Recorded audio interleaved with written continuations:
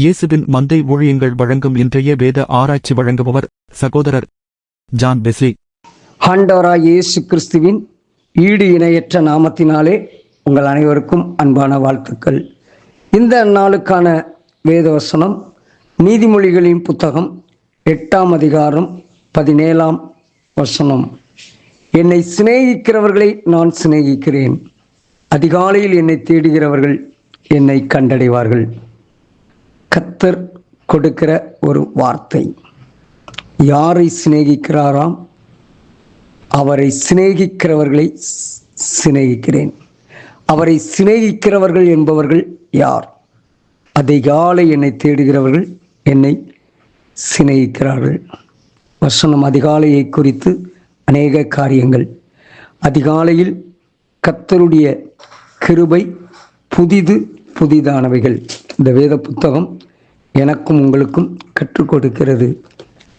அருமையான கர்த்தருடைய பிள்ளைகளே, வாழ்க்கையிலே நானும் நீங்களும் வாழ்ந்து கொண்டிருக்கிற இந்த உலகத்தில் ஒன்றை நாம் மறந்துவிடக்கூடாது. அவரை தேடுவதற்கு நாம் முந்திக்கொள்ள வேண்டும். இந்த உலகத்திலே நாம் மற்ற பணிகளை எல்லாம் செய்வதற்கு முன்பதாக கர்த்தரை தேட வேண்டும். இயேசு கிறிஸ்துவை குறித்து மார்க் எழுதின சுவிசேஷம் 1ஆம் அதிகாரம் 35ஆம் வசனம் சொல்கிறது, அவர் அதிகாலையில் இருட்டோடே இழந்து புறப்பட்டு வனாந்தரமான ஓரிடத்திற்கு போய் அங்கே ஜெபம் பண்ணினார்.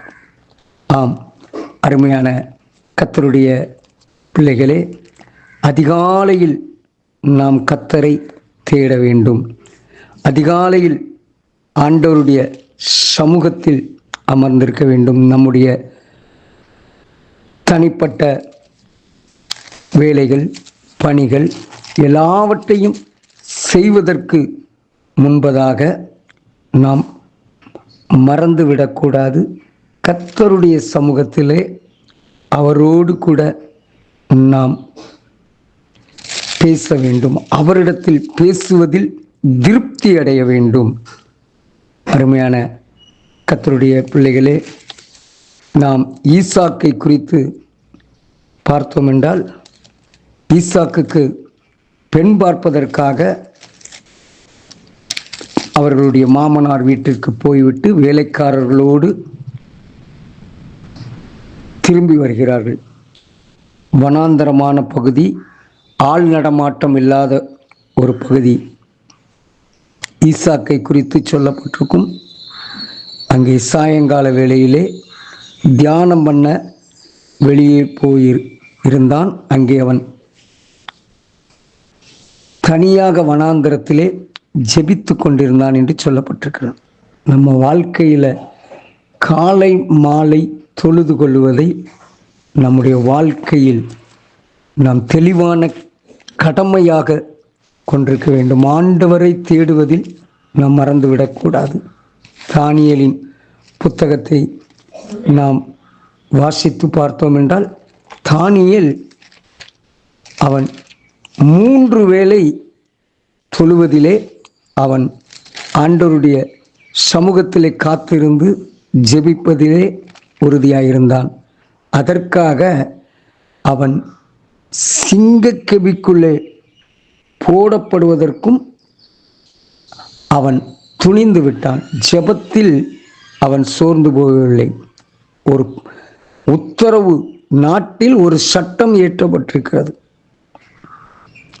அந்த சட்டத்துக்கு மத்தியிலேயும் ஒளிந்திருந்து ஜெபிக்கவில்லை. தானியேலின் புத்தகம் 6ஆம் அதிகாரம் 10ஆம் வசனம் கூறப்பட்டிருக்கிறது. தானியேலோ வென்றால் அந்த பத்திரத்திற்கு கையெழுத்து வைக்கப்பட்டது என்று அறிந்த போதிலும் தன் வீட்டுக்குள்ளே போய் தன் மேலறையிலே எருசலேமுக்கு நேராக பலகணிகள் திறந்திருக்க அங்கே தான் முன் செய்து வந்தபடியே தினம் 3 வேளையும் தன் தேவனுக்கு முன்பாக முழங்கால் படியிட்டு ஜெபம் பண்ணி ஸ்தோத்திரம் செலுத்தினான். ஆம், அருமையான கர்த்தருடைய பிள்ளைகளே, நாம் அதிகாலையில் தேடுவதையும் இரவிலே படுக்கைக்கு செல்வதற்கு முன்பதாக அவருடைய சமூகத்திலே நம்முடைய பாரங்களை வைப்பதையும் மதிய வேளையிலே ஒரு நேரம் அவரோடு கூட பேசுவதையும் நம் வாழ்க்கையில் கடமையாக கொள்வோம். ஆண்டவரோடு கூட பேசுங்கள். அவர் நம்மோடு பேசுவதற்கு வாஞ்சை உள்ளவராயிருக்கிறார். இந்த உலகத்தை படைத்த போது கர்த்தர் பகலில் குளிர்ச்சியான வேளையில் ஆதாமையும் ஏவாளையும் தேடி வந்தார். நம்மை நேசிக்கிறார். நாம் பேச வேண்டும் என்று விரும்புகிறார், வாஞ்சிக்கிறார். இன்றைக்கு நாம் சிந்தித்து பார்ப்போம். ஆண்டவரோடு பேசுகிறோமா?